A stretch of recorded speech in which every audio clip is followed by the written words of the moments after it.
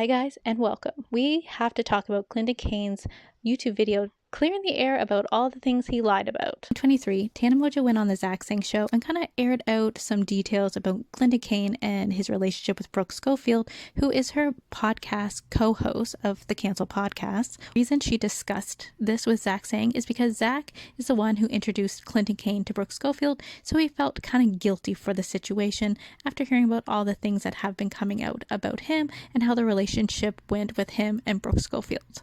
Things didn't quite blow up right after this, even though Brooke was upset with Zach Sang for putting out the episode when she asked him not to, because she was still in love with Clinton Kane even though they were broken up, and she was just not in the mental headspace to deal with this, which is fair. But people still were not catching on to anything major. But people did watch a video of Clinton Kane on the Zach Sang show when he was dating Brooke Schofield and questions that arose about his real age, debts that he said he was in, where he was from, his accent. The biggest of all was him stating that his mother, his brother, and his dad died all in the same year.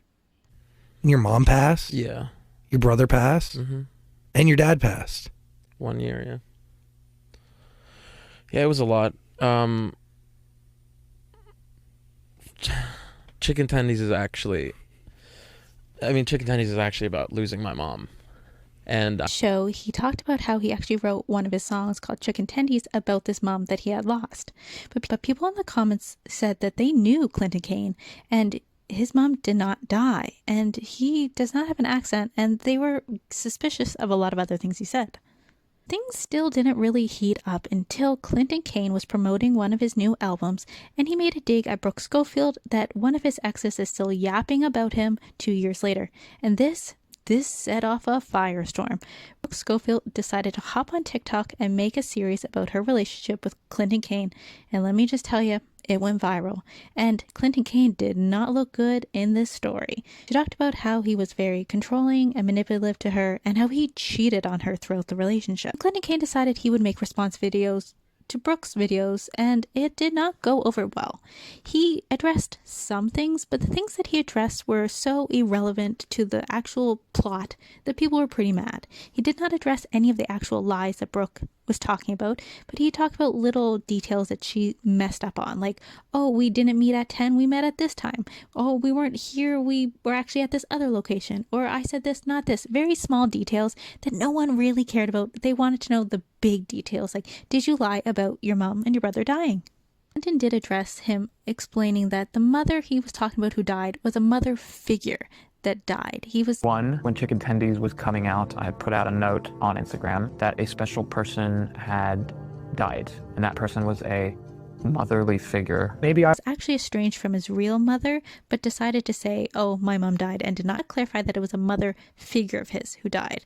His actual father did seem to die during COVID, but it was later found out that his brother had not died. After all this went down, people were not liking Clinton Kane, but things kind of simmered down for a while. There wasn't much talk about it until recently. 2 days ago, Clinton Kane made a YouTube video talking about all the lies he had said. People were a bit critical of him having a dog at the beginning of the video and, using that for sympathy. I'm my little princess.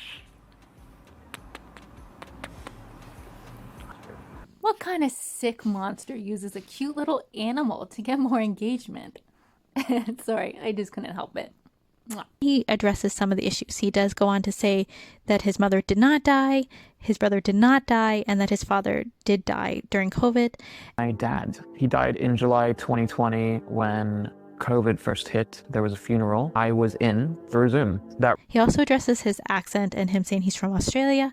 There is the other thing, my accent. Brunei, UK, Australia, Singapore, Cyprus, Philippines, I've literally lived in all of those places. My accent is literally just a reflection of how I grew up. I would go anywhere, and every time someone asked me where I was from, it would be a whole spiel. And then I met my team. They told me I needed to have an identity. I picked Australia because I felt like it in all the... He does apologize for lying, and he admits that he should have handled it this way back then and should have just came clean right away. I lied about them dying. This video is what should have been said back then. He does apologize about certain relationships that he has been in the past.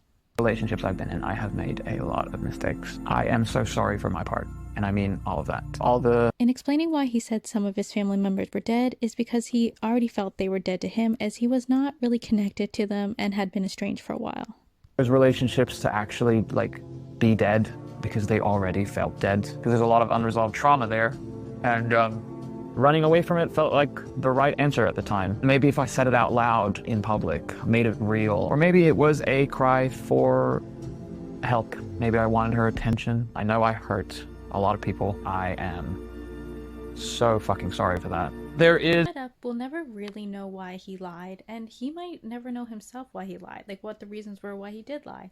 And we will never really know now if he's being honest and genuine, but hopefully he has learned and he's grown, and hopefully things will get a bit better for everyone in this situation. To hear your opinions down below. Thanks for joining. Bye.